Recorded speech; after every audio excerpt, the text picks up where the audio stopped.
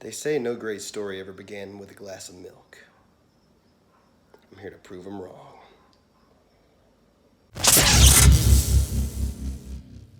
Hello ladies and gentlemen, Dizzy Parker here. If you're watching this, you probably already know who I am. And this story is for people that already do know who I am. But I hope that it reaches people who may not. Because my goal is to entertain and inspire you through this whole journey that we call life. So a year ago, I made probably one of the biggest decisions I will ever make in my life. And I moved back from California to New York after moving from New York to California, thinking that that was going to change my life. And the next piece of video footage that you're going to see is my journey along the way, and the reason and the way and the process that it transformed my entire perspective on life.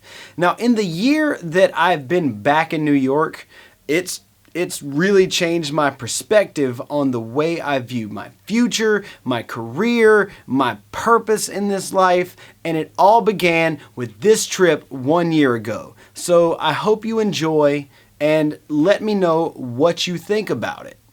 All right, so here's the real deal. It's 6:41 Pacific time, and it is March 18th, 2019, and I moved to California not even 2 months ago. As soon as I got here, I felt like everything was wrong. I moved here for the opportunity to play a lot more live shows and to escape the rigors of a day job. But little did I know, I would end up stuck in a day job, only to find out it's the same opportunities as New York, and New York is home to me. I moved from North Carolina to New York in 2015, and I never ever looked back. Actually, I didn't even fathom myself moving to California, but here I am. I'm just hoping that what I'm doing now is going to open the door to freedom. And maybe I'll become a rock star, or I don't care about all that. I do want to make my own living in entertainment. I don't want to serve other masters. I want to live my life on my own terms, and now's the time to do that. I flew to California, and now I'm gonna drive back to New York.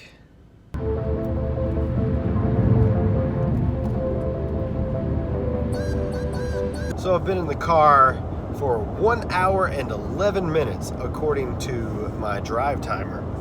And what I didn't say at the beginning of this is that I actually hate driving. I hate being behind the wheel of a car. It is the least pleasurable thing to me. And I used to drive for a living. I used to deliver sodas, and it gave me the absolute worst anxiety. But who knows, this may cure it.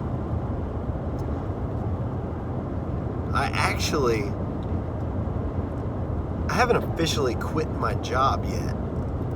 And I've never just walked out of a job like that before. I'm losing it because I've never done anything that crazy. And I've got some stuff waiting for me back in New York, but nothing's like a surefire income bracket for me to hit. And I don't know how to process that thought.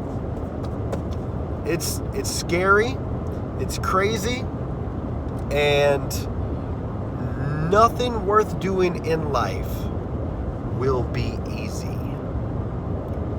And boy, this one is gonna be difficult. 4-day drive across the country. Let's see how this goes. Weirdest thing just happened. I just made the east turn.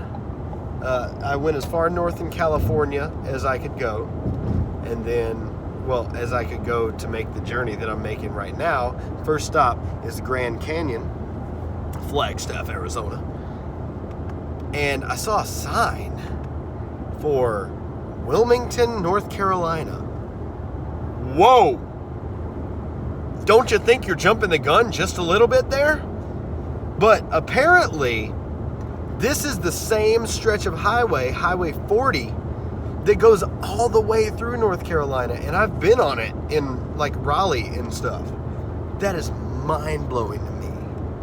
Mind-blowing. Like, that's the other end of it, is Wilmington, North Carolina. Wow. Dag it. Just get your kicks on Route 66. How can I get my kicks when gas is $5.24 a gallon? Driving down the road from who knows where off Route 66, and I'm on this long stretch of Interstate 40 going toward North Carolina, apparently. And all I can think of out in the desert on this long stretch of highway is freaking men in black, man. And all I want to see is a UFO. Of course, I don't know what UFOs are anymore because I don't believe in space, but that's a whole different set of stuff. And I'm listening to the Joe Rogan podcast talking to Travis Barker about Tom DeLonge, who's just talking about aliens. And I'm like, oh, now would be the opportunity. I guess I'm in Arizona, I guess. I see a sign. There's a sign here. What's that? Searchlight Las Vegas 95 north. Now, ain't no way 95 comes out here. I swear I'm in Arizona or something. I don't know. Remains to be seen. Correction. 175 miles from Flagstaff, where the Grand Canyon is. Now I've crossed the Arizona state line. So apparently all that was still California. Wow. Oh, hey. Still got 2 hours left of driving to the Grand Canyon. Obviously, it is late, aka early morning. But I'm rolling through Arizona, seeing all these, like, I don't know what they are. Rock formations, mountains, giant sand dunes. I can't really tell. I guess there's rock formations out here. And oh, look at that. And every time I see something like that, I just think about the fact that all of this at one time used to be underwater. It blows my mind. Like, you can see that kind of stuff underwater today. Like, you've got like how the water cuts through these little ridgy things, and it swoops and swirls, and then you get formations, especially if you see stuff dry out or whatever, or if you just have like sand on a beach and you dump a bucket of water on it just cuts through it.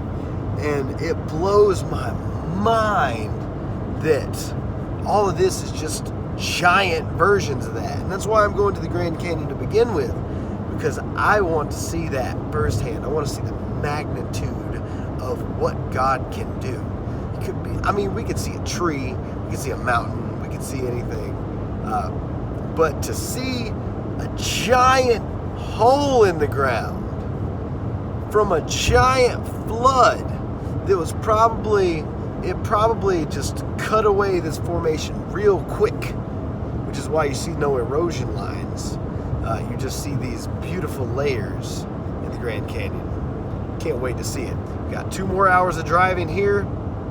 Let's hope that my gas works out, because I'm watching the gas mileage. Like, my car gives an average, and it was up, and now it's going down, but then it'll teeter back up a couple of points.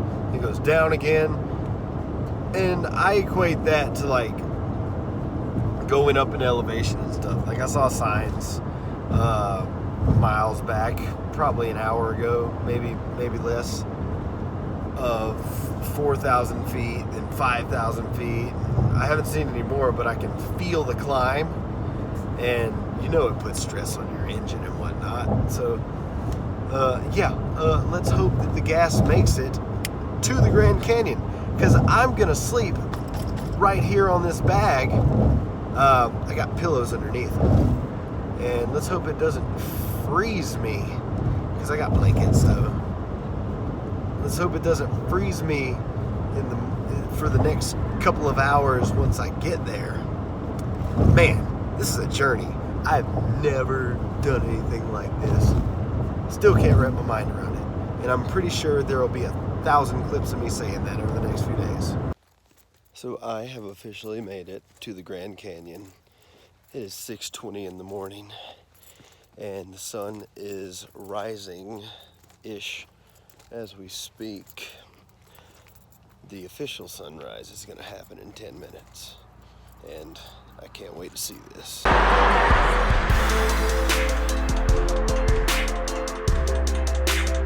Huh, this view is terrible. All these trees in the way. Well, we're here.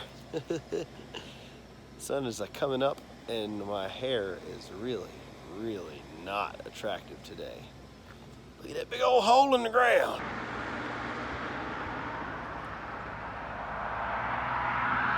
True story.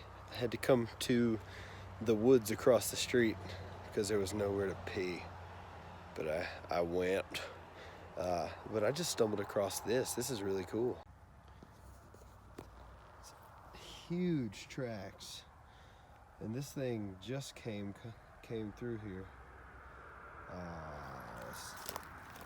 I don't know if it's like a mule deer or a smaller elk, but it's heavy. Look at that. Just nature, man. One thing I failed to mention was that on this journey, I aim to make the coolest video that I have ever made. And I'm gonna do it on America's highways and byways. And if I hit some cool tourist stops along the way, awesome. Like the Grand Canyon, for instance. And this beautiful, beautiful stretch of highway leading away from it. Like, look at the colors. The Lord is a good artist. See, this is where it gets fun. I'm in bedrock.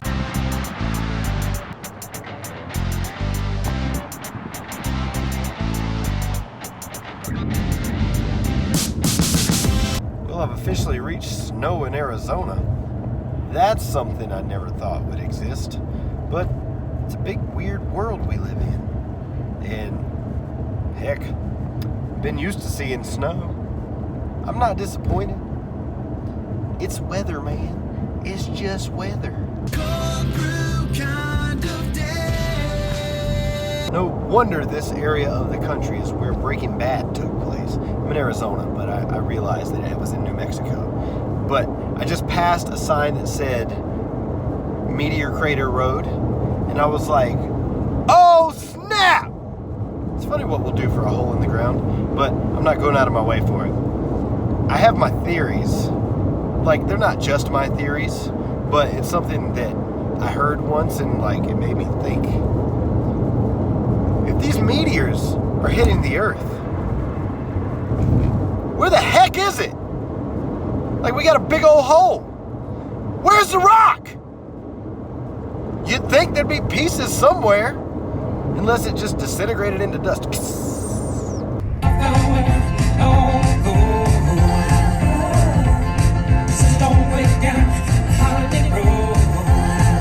What are they farming out here? There's no plants. We're clocking in. About to roll in on 14 hours of drive time. And I've been on, well, 14 hours. But I started driving yesterday at like 7 p.m. Took my little break to sleep. Little break to play around at the Grand Canyon, shoot some music video, and tool around in Arizona. And now we're in New Mexico. I crossed the time zone. Next stop, Albuquerque. 50 miles away, that's where I find my Planet Fitness so I can get a workout and a shower and possibly a 15-minute nap and a tan in bed.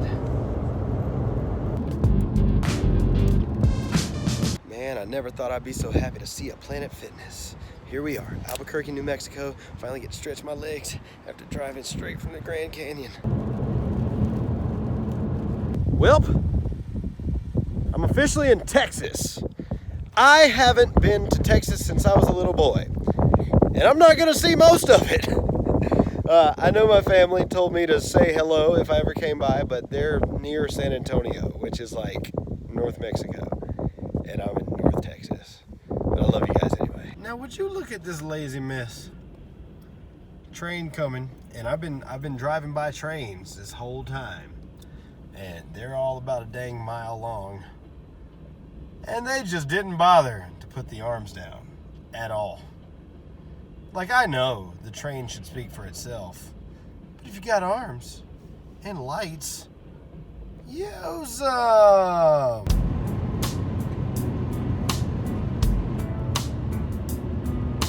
Yes, I know I'm driving and I'm touching stuff, but I just wanted to marvel at the fact that you can see that moon, even though like it's way bigger in person. And right on the other side of me, you can see the sun coming up. It's like the sun is chasing the moon away from the sky. Mind blowing. It's one of the benefits of seeing all this flat land out here, and one of the benefits of not being able to freaking sleep because, you know, cars. End up waking up early and seeing all kinds of stuff you didn't realize you would. Man, I know how people in the desert feel now, even though I'm not in the desert. But if you're like stranded out in the desert or something and you think you see a watering hole and all of a sudden it's just a dang mirage, I keep on thinking that I see like city and society as I drive through Kansas here, and that explains the Wizard of Oz quite well. Dorothy, I don't think we're in Kansas anymore. Who was that an impression of? I don't know. It's just the voice I hear in my head. I keep on thinking I see cities and society in the distance, and it turns out to be like trees and large silos and stuff. Man, when will I get to a city? I just got to Greensburg, Kansas, saith the sign. There's nothing here. There's nothing. And actually, I would like to use this time to comment on the idea that people think that we have an overpopulation problem in our world. No way. This is hundreds and hundreds and hundreds and hundreds of miles of farmland in every direction. And if we used places like this to feed each other and not like ship it out to China, even though we owe them a lot of money, we use that kind of stuff to feed our people, and every country did something like that, and they populated properly. I don't mean like regulate how many people come, but like where they live and whatnot. That's what I mean.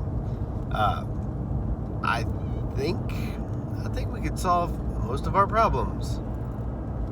Most of our world's problems are caused by how the government regulates our food intake and how it's grown and how much you're allowed to produce at a time, and not being able to grow things that produce their own seed anymore. That's a real thing, Monsanto. Oh, there's so much you'd think about when you're on these long road trips like this. My goodness. Oh my goodness. Speaking of, is that a school? It's a playground.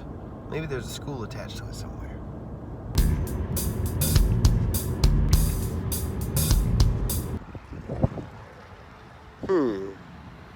It's like when your mom buys that knockoff cereal. It's almost the same, not exactly right.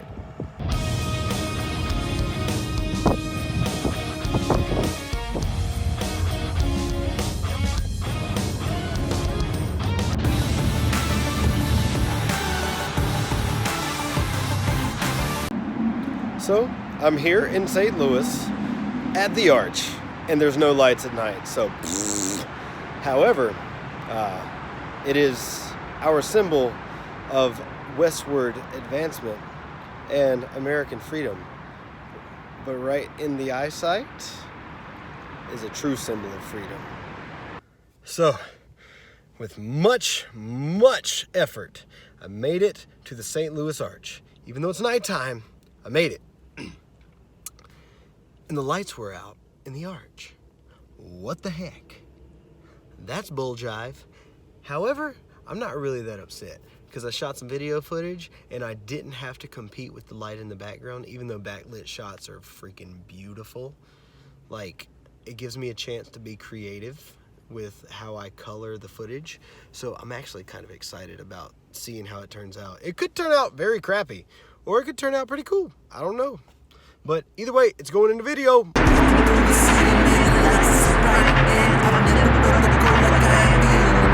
This isn't what I expected, but I slept in the car one last time. Ironically, I slept in the parking lot of a motel.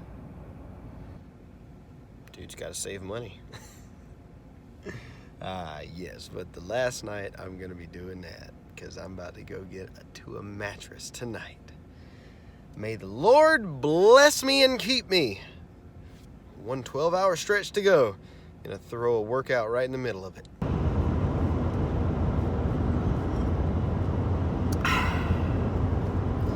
So, for one thing,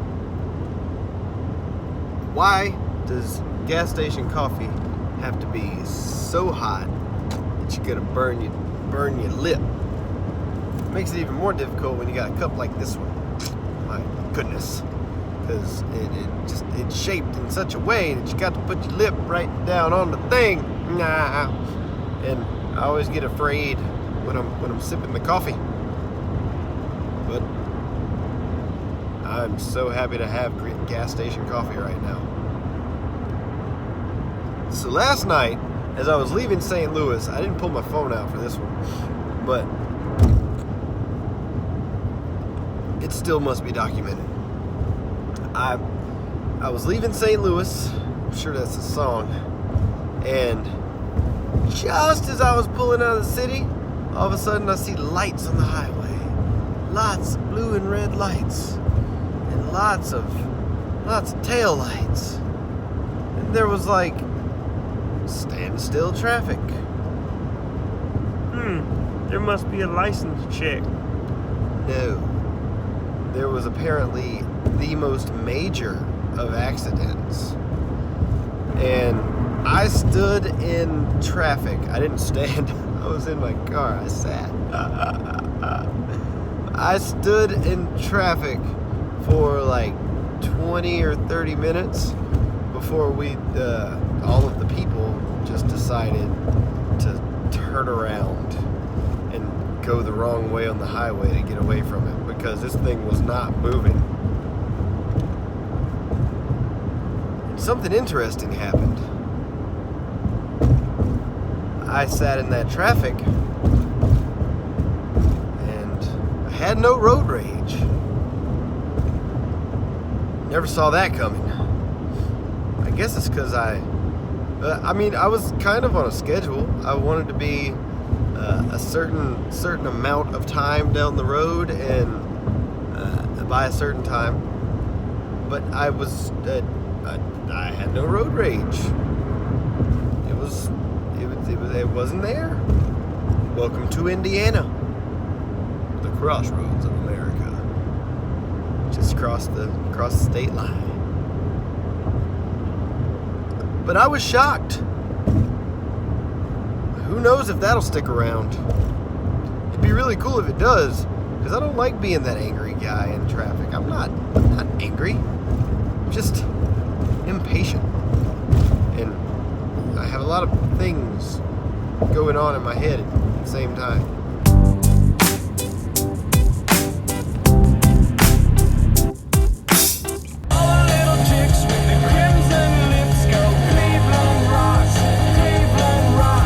Wonderful thing about that $20 membership, you can go anywhere in the country.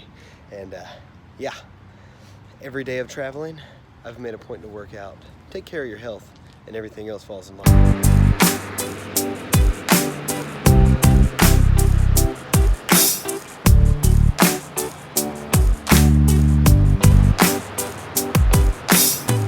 All alone on a Saturday night, and I get the funny feeling that something ain't right, and I realize there's no one else around. Been looking for somebody else that I could hold on to, a really pretty face that maybe I could come home to. I call her name, but I don't hear a sound. Ladies and gentlemen, we have reached the last fill-up of this journey from California to New York. I think I filled my car up 6-7 times total. This is like a 10-gallon tank, as you see there. It's actually an 11 or 12-gallon tank, but you know, stuff. See what it costs. It's a little bit of money, but not quite as much as you think. Now, the wear and the tear on the vehicle, I would not recommend. Use a rental. Okay, this is mind-blowing. This gas station in Pennsylvania has video rentals. Holy crap. Shoo! So, I have finally hit the final highway on the way back to Wappingers Falls, New York. I-84, headed east. Sure, I'm still in Pennsylvania. We got 90 miles to go or so. Been in this stinking car 47 hours and 13 minutes. There's an hour and a half to go. And I'm not sure I'm gonna make it, because these long, dark, windy roads in Pennsylvania that nobody thought to put a stinking light on, they're gonna kill somebody. It's ridiculous. On this journey, I've had a chance to think about a great many things. Like, how in the world my hair right now? I style it, and then it just goes to heck. And I don't do anything. All I did was sit here. Like, I don't get it. I don't get it at all. It goes from like whoop to other things I've also had a chance to think about are my values. My values on what I've been holding myself back from in life by having a job as a safety net instead of just going all in on my talents and monetizing them, because I have the skills and the know-how to do so. Side thought, why would I say know-how when I could just say knowledge? Because I'm an educated man. I don't know. Also, I've had time to really fall in love with the idea of stand-up comedy. Like, I thought about toying with it, but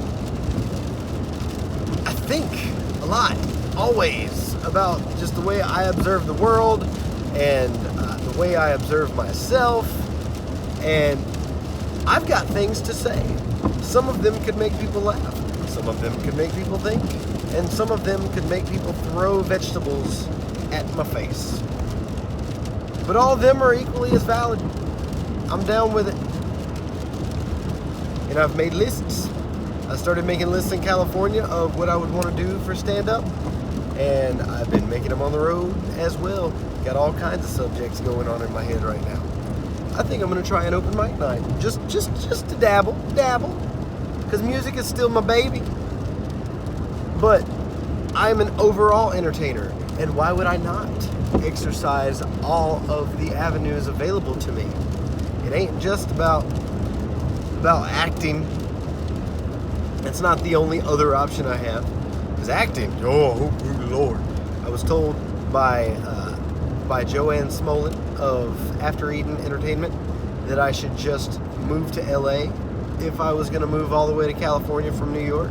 And I was like, well, I hate LA. I hate all the people in it. And I can't stand the traffic in San Diego, let alone that garbage. So I said, let's pick that other big city. Spend some time in New York City. And with the opportunities that are being put in front of me to do marketing side work, walk some doggies, spend the night at some rich people's houses with their doggies.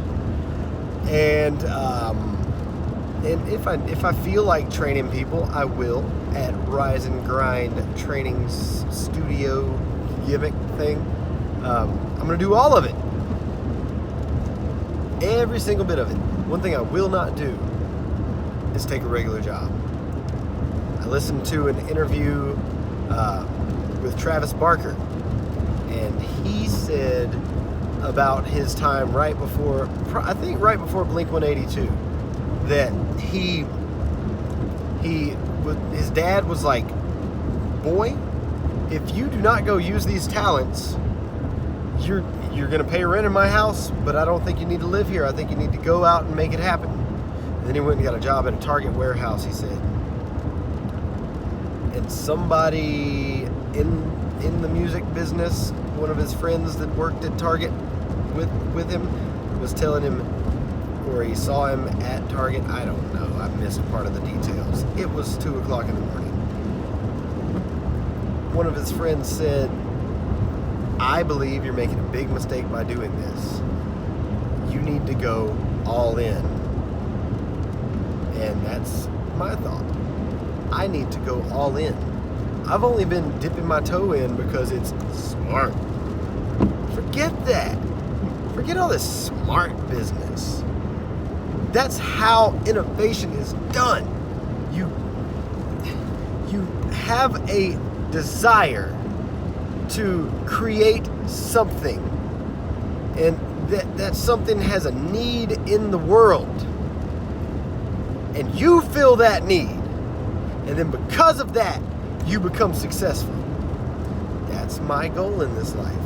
I've got things to say. I've got a heart and a soul to share with people, and that's going to come in the form of notes that go up and down, or it's going to come in the form of setups and punchlines, or it's going to come in the form of me portraying someone else on screen.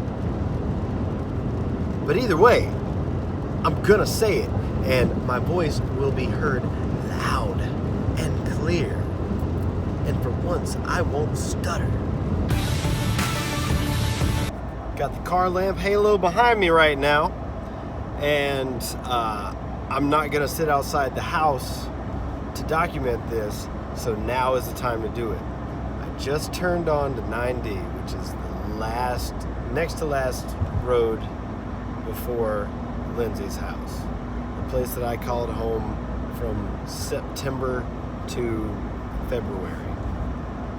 And I got that old familiar feeling that I suppose most people get maybe when they go to college, get a career, move out of state, and then come back to their hometown that they have fond memories of.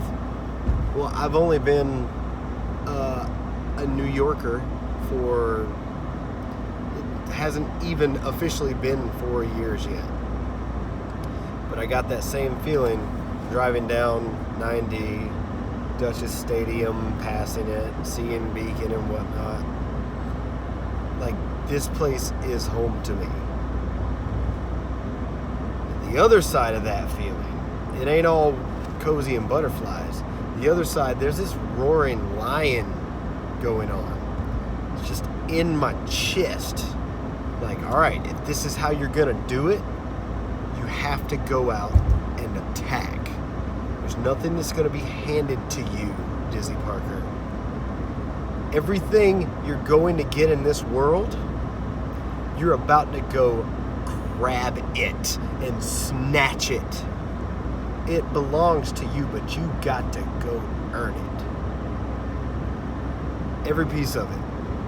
God gave the gifts and God gave the opportunities. It's up to me, in this occasion, anybody listening on any other occasion. What I do with my opportunity, that is what is in my control. So that's what we're here to do. I'm gonna plant these roots deep in the Hudson Valley. I'm gonna reach out, grab New York by every single one of its skyscrapers, and all the surrounding states, and I'm going to show them exactly who Dizzy Parker is. And through that, I'm going to show them who Jesus Christ is, because that's the intent of all this entertainment business, all this silliness. I personally want to live life on my own terms. I don't want to wake up and be a slave to anybody but God himself. So being a tax slave, being an employee that has to clock in, none of that has any appeal to me. It's not what I'm made to do. And it's a major risk to go all in on Dizzy Parker Entertainment. But that risk is going to be worth the reward a millionfold. Right now, I have negative thousands of dollars to my name. And all because I tried this. It started with the first trip in May, paying for myself and Renee to go to California to visit, to see if we wanted to move there. And then my work went downhill, so I wasn't able to pay that debt back off. So I've got that debt compiled on top of the debt of actually moving there. Some of that was 100% wasted money. Money I will never see again, because I won't see a return on it either. Because it's just deposit money, shipping money, money I paid the UPS store just to pack my stuff. Didn't even get it. So just to pack my stuff. And I paid their labor costs. I'll never see that $800 again. But I'm going out to make millions.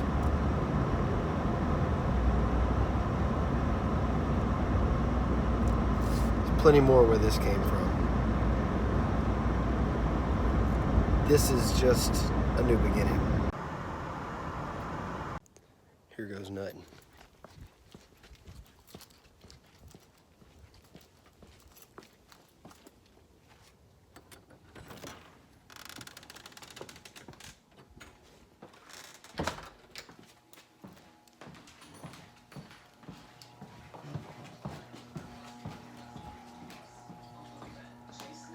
Hey, Lindsay. Oh my god.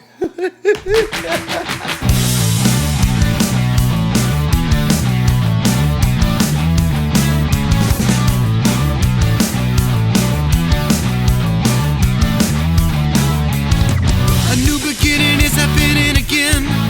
We're living it up while we're living in sin. Look at us now, look at the mess we're in.